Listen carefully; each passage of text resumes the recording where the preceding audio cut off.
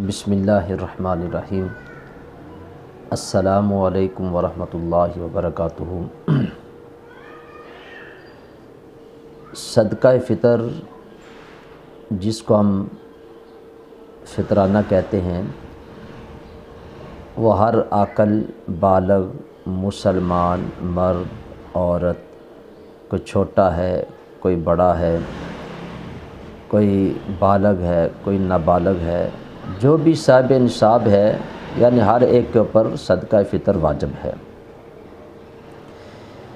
اس کے حوالے سے نبی پاک صلی اللہ علیہ وآلہ وسلم کا ایک فرمان عالی شان ترمذی شریف کی یہ حدیث پاک ہے۔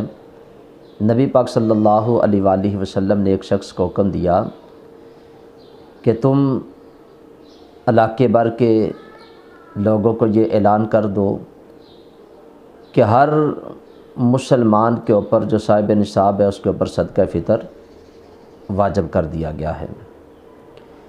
پھر دوسری حدیث پاک حضرت انس بن مالک رضی اللہ تعالیٰ عنہ اس حدیث پاک روایت کرتے ہیں، دہلوی شریف کی حدیث پاک ہے کہ نبی کریم صلی اللہ علیہ وآلہ وسلم نے ارشاد فرمایا کہ بندے کا روزہ زمین اور آسمان کے درمیان معلق رہتا ہے، لٹکا رہتا ہے، یہاں تک کہ وہ صدقہ فطر ادا کر دے۔ یعنی کیا مطلب کہ جب تک صدقہ فطر ادا نہیں کیا جاتا تو بندے کا روزہ زمین اور آسمان کے درمیان معلق رہتا ہے، اور جب بندہ صدقہ فطر ادا کر دیتا ہے تو اس بندے کا روزہ جو ہے وہ قبولیت کے درجوں کے اندر پہنچ جاتا ہے۔ پھر تیسری حدیث پاک ابو داؤد شریف کی حدیث پاک حضرت ابن عباس رضی اللہ تعالیٰ عنہ اس حدیث پاک کو روایت کرتے ہیں، فرماتے ہیں کہ صدقہ فطر تمہارے اوپر اس لیے واجب جو ہے وہ کیا گیا ہے کہ روزے کی حالت میں اگر بندے سے کوئی لغو بات ہو جاتی ہے، کوئی بیہودہ کلام ہو جاتا ہے، تو یہ صدقہ فطر اس لغو بات کے لیے، بیہودہ کلام کے لیے یہ طہارت ہے۔ اور پھر حضور نے فرمایا کہ اس کے ساتھ صدقہ فطر ادا کرنے سے جو غرباء اور مساکین ہیں ان کے لیے خوراک کا انتظام ہو جاتا ہے۔ یعنی اس کے اندر پوری حقیقت کو حضور نے بیان کر دیا کہ اس کے ساتھ کیا ہوتا ہے۔ حضور فرماتے ہیں کہ اس کے ساتھ تمہاری روزے کی حالت میں جو لغویات ہیں، کوئی بیہودہ کلام ہو گیا تو وہ بھی، اس کی بھی طہارت ہو جاتی ہے، اور غرباء اور مساکین بھی تمہارے ساتھ خوشیوں کے اندر، عید کی خوشیوں میں شامل ہو جاتے ہیں۔ تو پتہ چلا کہ صدقہ فطر ہر مسلمان کے اوپر، وہ چھوٹا ہے یا بڑا ہے، وہ بالغ ہے نابالغ ہے، مرد ہے عورت ہے، وہ روزہ رکھتا ہے یا نہیں رکھتا، جو بھی صاحب نصاب ہے اس کے اوپر صدقہ فطر جو ہے یہ واجب ہے۔ اب صاحب نصاب کون ہے؟ تو فقہاء نے لکھا ہے کہ صاحب نصاب وہ شخص ہے کہ جس کے پاس حاجت اصلیہ کے علاوہ جتنا بھی مال ہے، یعنی حاجت اصلیہ جو اس کی ضرورت کی چیزیں ہیں اس کو آپ نکال لیں، اس کے علاوہ جتنی بھی باقی چیزیں ہیں ان تمام چیزوں کا حساب لگائیں اور دیکھیں کہ وہ نصاب کے برابر ہو جاتی ہیں کہ نہیں۔ یعنی جو نصاب زکوٰۃ کا بیان کیا گیا نا، جیسے 7.5 تولے سونا ہے، 52.5 تولے چاندی ہے، تو ان دونوں میں سے دیکھیں کہ کسی ایک کے مقدار کے برابر، یعنی چاندی کی مقدار کے برابر اگر آپ کے پاس پیسے ہو جاتے ہیں یا سامان ہو جاتا ہے تو وہ بندہ صاحب نصاب ہو جاتا ہے۔ اب جو بندہ صاحب نصاب ہو گیا تو اس کے اوپر فطرانہ جو ہے وہ واجب ہو جاتا ہے، اب اس نے اس کو ادا کرنا ہے۔ اب جب بندہ صاحب نصاب ہو جاتا ہے تو اب اس نے فطرانہ ادا کب کرنا ہے، اس کا ٹائم کیا ہے؟ تو فقہاء نے جو اس کا مستحب عمل لکھا ہے وہ یہ ہے کہ جب صبح صادق ہو جاتی ہے عید والے دن، تو 1 شوال کو صبح صادق سے لے کے عید کی نماز تک، یہ اصل اس کا ٹائم ہے، لیکن فقہاء نے لکھا ہے کہ افضل عمل یہ ہے کہ شروع رمضان میں اس کو دیا جائے۔ اگر صحابہ کرام کی آپ زندگی دیکھیں تو اکثر صحابہ کرام جب رمضان شریف شروع ہوتا تو اسی وقت اپنے فطرانے کو ادا کر دیتے، تو ان کا مقصد یہ ہوتا تھا کہ جو غرباء ہیں، مساکین ہیں، وہ بھی ہمارے ساتھ جو ہیں وہ عید کی خوشیوں میں شامل ہو جائیں، وہ بھی اچھے طریقے سے روزے کے لیے اپنے کھانے پینے کا انتظام کر سکیں۔ تو جو اس کا اصل ٹائم جو بیان کیا گیا وہ یہی ہے کہ صبح صادق سے لے کے عید کی نماز سے پہلے تک، لیکن اگر کوئی پہلے ادا کرتا ہے تو یہ ایک افضل عمل ہے کہ مقصد اس کا یہی ہے کہ غرباء اور مساکین بھی ہمارے ساتھ جو ہے وہ اچھے طریقے سے روزے رکھ سکیں، خوراک کا انتظام ہو جائے، عید کی خوشیوں میں ہمارے ساتھ شامل ہو جائیں۔ تو یہ اس کا ٹائم ہے۔ پھر اس کے بعد اس کو جو ہم ادا کرتے ہیں تو کن کن چیزوں سے ہم صدقہ فطر ادا کر سکتے ہیں؟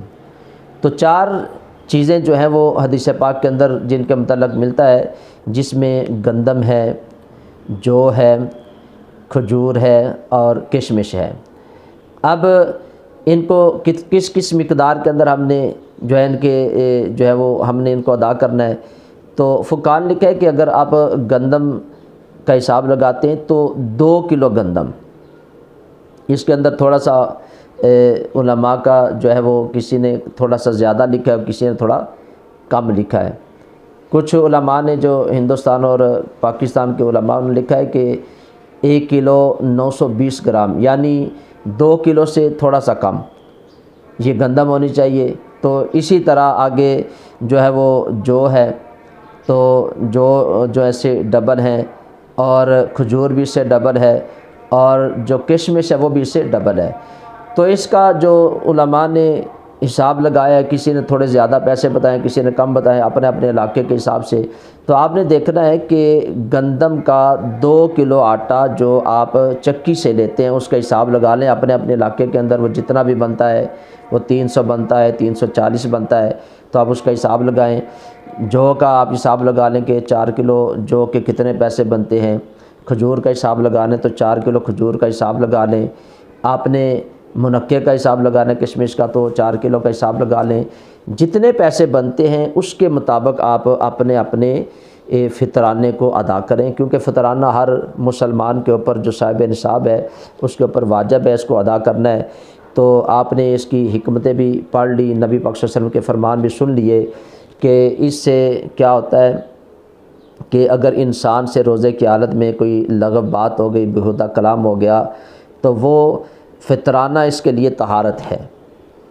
اگر بندہ اس کو ادا نہیں کرتا تو اس کا روزہ زمین اور آسمان کے درمیان لٹکا رہتا ہے، جب وہ ادا کرتا ہے تو اللہ کی بارگاہ میں اس کو پیش کیا جاتا ہے، تو غریبوں کے لیے یہ خوشی کا سامان ہو جاتا ہے۔ تو اب ہم نے فطرانہ دینا کس کو ہے؟ تو جس کو ہم زکوٰۃ دے سکتے ہیں اسی کو ہم فطرانہ بھی دے سکتے ہیں۔ یعنی اللہ رب العزت نے قرآن پاک کے اندر ارشاد فرمائے انما الصدقات للفقراء والمساکین، کہ آپ اپنا صدقہ جو کرتے ہیں وہ فقراء کو دیں، مساکین کو دیں۔ تو جن کو آپ زکوٰۃ دے سکتے ہیں انہی کو فطرانہ دے سکتے ہیں۔ تو زکوٰۃ اور فطرانے میں تھوڑا سا آپ یہ بھی فرق سمجھ لیں کہ زکوٰۃ بندے پر اس وقت فرض ہوتی ہے کہ جب اس کے پاس جو بندہ صاحب نصاب ہو گیا ہے، حاجت اصلیہ سے علاوہ جو اس کے پاس مال ہے، تو پورا سال اگر وہ مال اس کے پاس پڑا رہے گا تو اس کے اوپر زکوٰۃ فرض ہو جائے گی۔ اور فطرانے کے لیے یہ قید نہیں کہ پورا سال اس کے پاس مال پڑا رہے، بلکہ عید کی نماز سے پہلے اس بندے کے پاس اگر مال آ جاتا ہے، وہ صاحب نصاب ہو جاتا ہے، تو اس کے اوپر فطرانہ جو ہے یہ واجب ہو جاتا ہے۔ تو اب ہم نے اس کے اندر دیکھنا یہ ہے کہ اکثر ساتھی جو ہوتے ہیں صاحب ثروت لوگ اور عام لوگ تو چلو ویسے ہی مالی لحاظ سے ان کا معاملہ کم ہوتا ہے، تو جو صاحب ثروت لوگ ہیں وہ بھی صرف گندم ہی کا فطرانہ دیتے ہیں۔ تو یہ جو ہمیں بتایا گیا کہ گندم بھی دے سکتا ہے بندہ، جو بھی دے سکتا ہے، اور کھجور کے حساب سے بھی وہ دے سکتا ہے فطرانہ، کشمش کے حساب سے بھی۔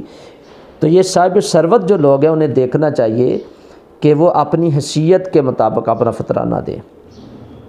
یہ نہیں کہ وہ بھی گندم کے حوالے سے دیتے ہیں، ہاں گندم کے حوالے سے کوئی دے گا تو اس کا فطرانہ تو ادا ہو جائے گا، لیکن جتنا اللہ کی راہ میں ہم خرچ کریں گے، جتنا ہم اللہ کی راہ میں دیں گے، اتنا ہی اللہ کی بارگاہ سے ہم اجر اور ثواب حاصل کریں گے۔ تو ہمیں چاہیے کہ ہم اپنی حیثیت کو دیکھیں تو اس کے مطابق ہم جو ہے وہ فطرانہ دیں۔ تو جتنا ہم فطرانہ دیں گے انشاءاللہ تو غرباء اور مساکین کے لیے آسانی ہوگی۔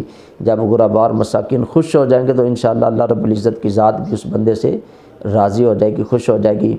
تو یہ ایک تھوڑے سے وقت میں نے جو فطرانے کے حوالے سے جو مخصوص چیزیں تھیں وہ میں نے اب تک پہنچا دی ہیں۔ مجھے امید ہے کہ آپ کو اس بات کی سمجھ آ گئی ہوگی۔ میں تمام ساتھیوں سے گزارش کروں گا کہ ثواب کی نیت سے اس کلپ کو زیادہ سے زیادہ اپنے دوست احباب رشتہ داروں سے شیئر کریں۔ اگر کسی کو اس بات کا علم نہیں تو اسے بھی اس بات کا علم ہو جائے گا، وہ بھی اپنے فطرانے کو جو صاحب نصاب ہے صحیح طریقے سے وقت پر اس کو ادا کر لے گا۔ اور اس کو یہ بھی یاد رکھنا ہے کہ کچھ لوگوں کا یہ ہوتا ہے، نظریہ ہوتا ہے کہ اگر عید کی نماز گزر گئی فطرانہ نہیں دیا تو اب اس کی معافی ہے۔ تو یہ ساری زندگی کے اندر جب بھی آپ کو وقت ملے گا آپ نے اس کو ادا کرنا ہے، اس کی معافی نہیں ہوگی۔ اگر عید سے پہلے اگر نہیں دے سکے تو بندہ یہ نہ سمجھے کہ اب معافی ہو گئی ہے، اس نے اس کو دینا ہی دینا ہے۔ تو اس بات کو اپنے ذہن کے اندر رکھیں۔ اللہ تعالیٰ کی بارگاہ میں دعا گو ہوں، اللہ تعالیٰ مجھے بھی آپ کو بھی شرعی مسائل کو سیکھنے کی، سمجھنے کی اور اس پر عمل کرنے کی اللہ تعالیٰ میں توفیق عطا فرمائے۔ اللہ تعالیٰ ہم سب کا حامی ناصر ہو۔ السلام علیکم ورحمۃ اللہ وبرکاتہ۔